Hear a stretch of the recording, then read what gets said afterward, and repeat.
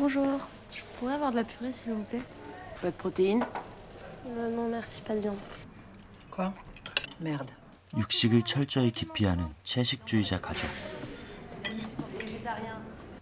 그중 막내 저스틴은 언니가 다니는 대학의 수의학과에 들어가게 됩니다. 그런데 심상치 않은 이 학교 학생들.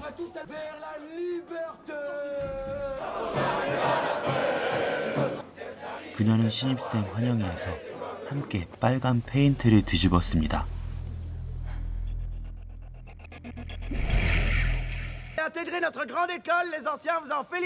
그리고 이어지는 의식. 다들 토끼 콩팥을 먹는데 평생 채식만을 해온 그녀는 다급히 언니 알렉스를 찾지만 그녀는 대수롭지 않게 의식을 진행하라며 입에 혐오스러운 그것을 넣어줍니다. 이후 그녀는 이상하게 주머니에 고기 패티를 챙기질 않나 생고기를 씹어먹는 등 이상 증세를 보입니다. 비로소 육식에 눈을 뜬 그녀. 과연 저스틴의 위험한 일탈은 계속될 수 있을까요?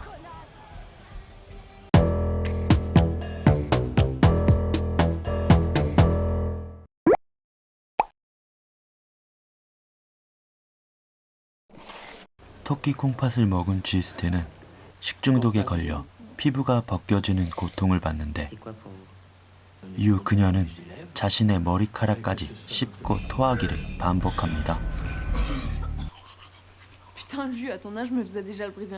그리고 알렉스에게 비키니 왁싱을 받게 된 그날 더 큰 사건이 발생하는데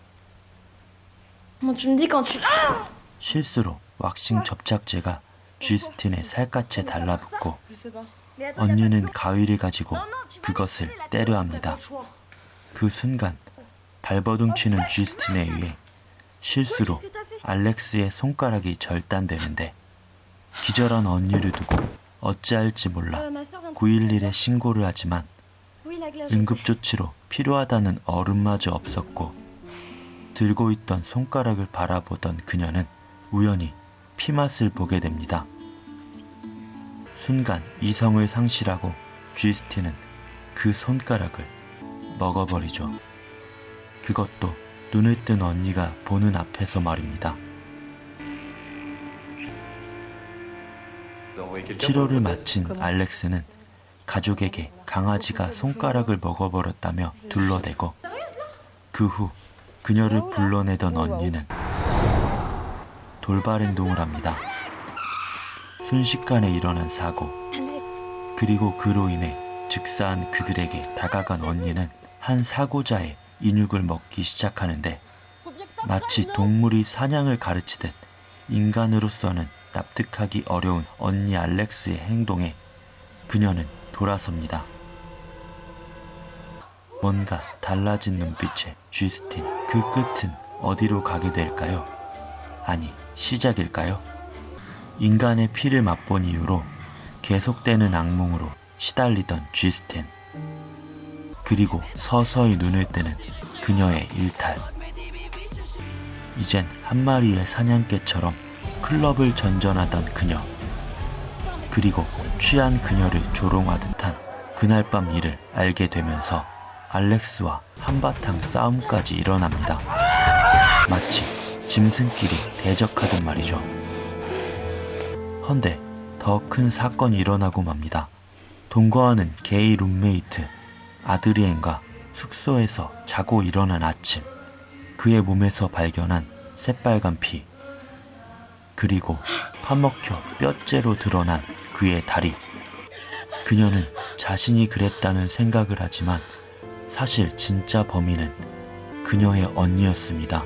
마치 무언가에 홀린 듯 제정신이 아닌 알렉스를 붙들고 온몸을 씻겨낸 쥐스틴은 흘러내리는 피를 보며 어떤 생각을 했을까요? 구치소에 수감된 언니와 인사하는 그녀. 그리고 아버지가 들려주는 충격적인 이야기. 그녀와 언니는 어머니로부터 피를 갈구하던 유전자를 이어받아 온 것인데요. 그것을 아버지는 몸으로 증명해 보입니다. 아버지는 인육에 대한 욕구를 스스로가 받아내준 것이었죠. 2017년 프랑스에서 피어오른 작품 로우는 세계적인 영화제로 손꼽히는 스페인 시체스 영화제와 캐나다 토론토 영화제, 브라질 리우데자네이루 영화제, 그리고 부천 판타스틱 영화제에서도 수상하며 작품성을 인정받은 영화입니다.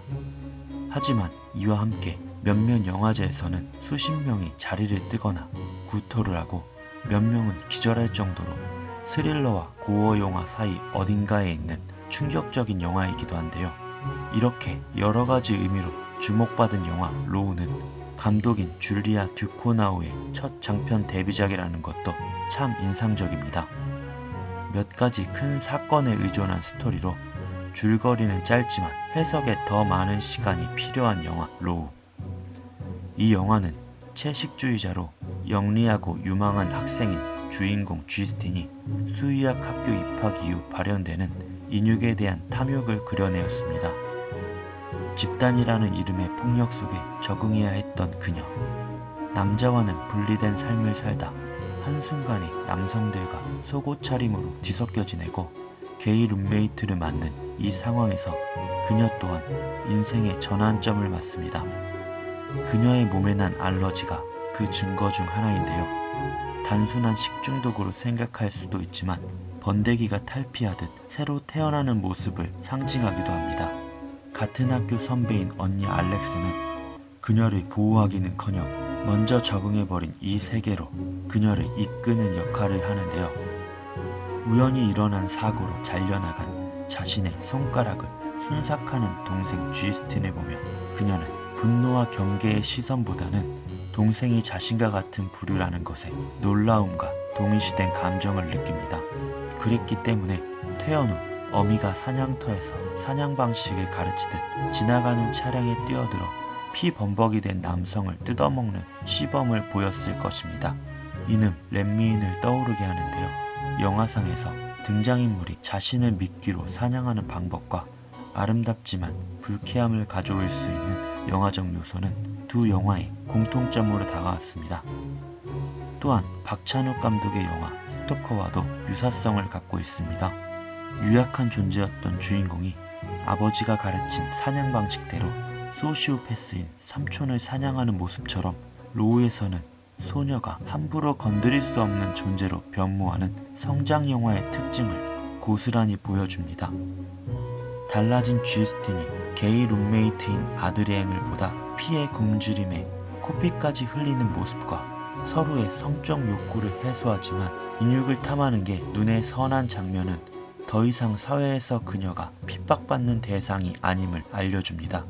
이렇게 영화 전반에 걸쳐 나오는 식인행위는 카니발리즘의 근간을 두고 있는데요.